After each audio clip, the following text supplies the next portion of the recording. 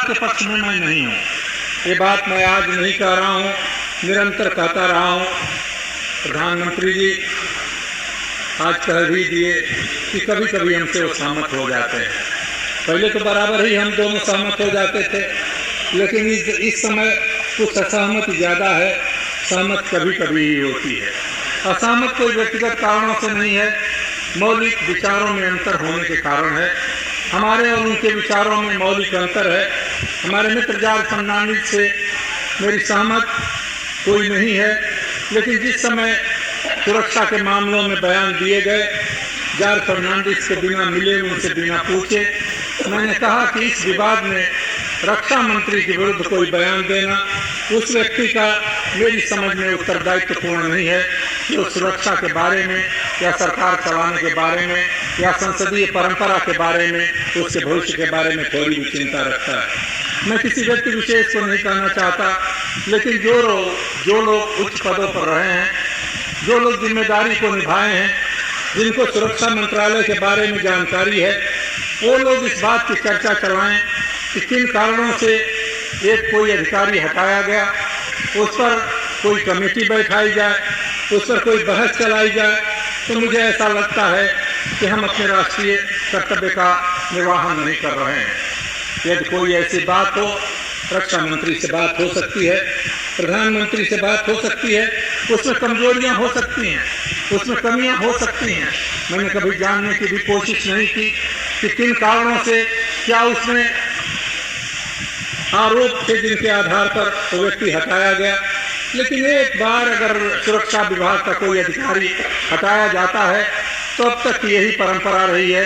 शिवराज पाटिल जी उसे की जानकारी रखते हैं, हमारे मित्र शरद पवार जी रखते हैं, देवेगौड़ा जी रखते हैं, मुलायम सिंह जी रखते हैं, देवेगौड़ा जी जानते हैं। क्या उसके लिए रास्ता नहीं था कि वो राष्ट्रपति महोदय के पास जाता, अपनी अपील करता, चाहे वो चाहे उसके परिवार का कोई व्यक्ति यदि अखबारों में जाए तो एक ही ये बहुत बड़ा जुर्म था जिस पर उस अधिकारी को रक्षा विभाग से हटा दिया जाना चाहिए। मेरी ये मान्यता है और मैं इसको मानता हूँ।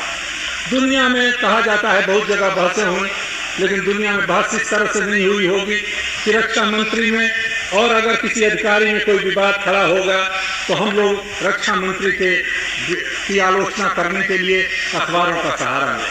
ये बात सही है कि रक्षा मंत्री ने संयम से काम लिया, बहस होती रही, चर्चा चलती रही, लेकिन जॉर्ज फर्नांडिस अपने स्वभाव के विपरीत चुप रहे।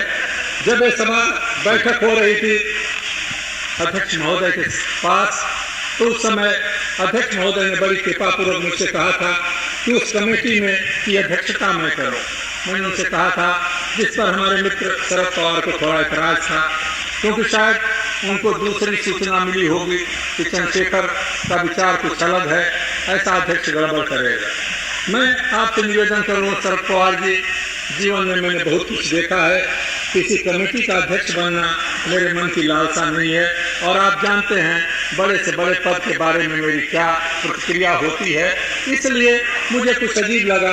उससे पहले ही मैंने राज्यसभा के अध्यक्ष को और लोकसभा के अध्यक्ष को कह दिया था कि समिति का अध्यक्ष होना मेरे लिए स्वीकार नहीं, क्योंकि मैं लोकसभा में कह चुका हूँ कि इस प्रकार के कोई जांच उचित नहीं है, ये संसदीय परंपरा के अनुकूल नहीं है।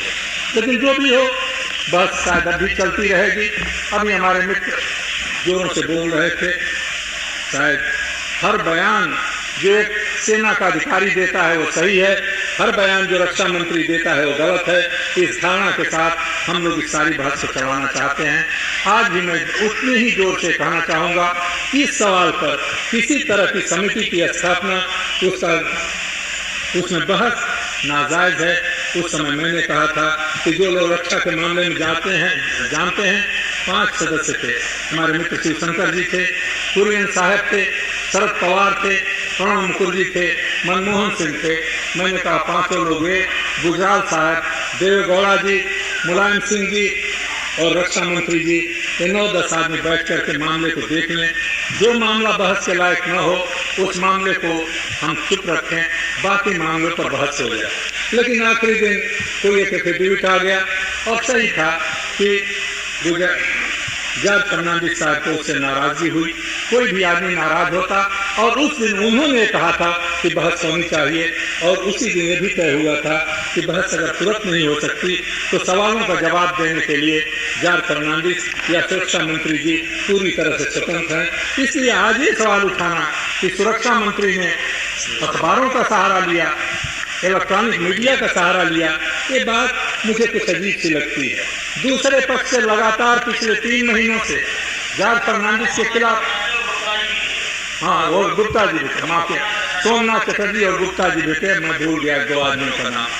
तो एक तरफ रोज चर्चा हो, अखबारों में बयान निकले, एफिडेविट बांटे जाए, इलेक्ट्रॉनिक मीडिया पर इंटरव्यू निकले, चर्चा इस पर चलाई जाए, और दूसरी तरफ सुरक्षा मंत्री को कहा जाए कि क्योंकि संसद में आपको बोलना है इसलिए इस समय चुप रहिए। मैंने नहीं कहा था, सब लोगों ने इस बात को स्वीकार किया था कि सुरक्षा मंत्री को हम इस बात का अधिकार देते हैं, इसलिए ये आलोचना जॉर्ज फर्नांडिस से करना आज उचित नहीं है। मैं ये बात कहना जरूरी इसलिए समझता था कि मैंने सोचा था कि सारा मामला उसी से उठा है तो चर्चा इसी पर होगी, लेकिन चर्चा इस पर नहीं होगी। चर्चा में सारे विषय उठा दिए गए, और हम लोगों की एक आदत बन गई है, हर चर्चा को भ्रष्टाचार से हम जोड़ देते हैं। मैं ऐसा व्यक्ति हूं जो भ्रष्टाचार की बहस को संसद में चलाना अनुचित मानता हूं। इसलिए कुछ ऐसा हम दुनिया के ऊपर प्रभाव डालना चाहते हैं कि इस देश में भ्रष्टाचार के अलावा और कोई चीज नहीं है। ये परंपरा ठीक नहीं है। अगर कहीं भ्रष्टाचार है उसकी जांच कराइए, उसमें हस्तक्षेप मत कीजिए। अगर किसी के ऊपर चार्जशीट लगे तो मुकदमा चलाइए। आप लोग कोई एथिक्स कमेटी बना रहे थे वो बनाइए, लेकिन संसद में एक दूसरे पर दोषारोपण करना, एक दूसरे के ऊपर कीचड़ उछालना, क्या हम बनाना चाहते हैं इस संसद को? क्या हम प्रतिष्ठा देना चाहते हैं इस संसद के बारे में? क्या हर व्यक्ति यहाँ का बेईमान है? क्या हर सदस्य की गरिमा पर, गौरव पर एक क्वेश्चन मार्क, एक प्रश्नवाचक चिन्ह लगाना ही हमारा कर्तव्य रह गया है? इस बात को हम लोग नहीं सोचते कि हम लोगों की मर्यादा लोगों की नज़र में यूं ही गिर रही है, हम लोग और उसको गिराने की कोशिश क्यों कर रहे हैं? इसलिए मैं कहता हूँ कि ये सवाल, ये बहस अगर यहीं पर बंद हो जाए तो अच्छी है।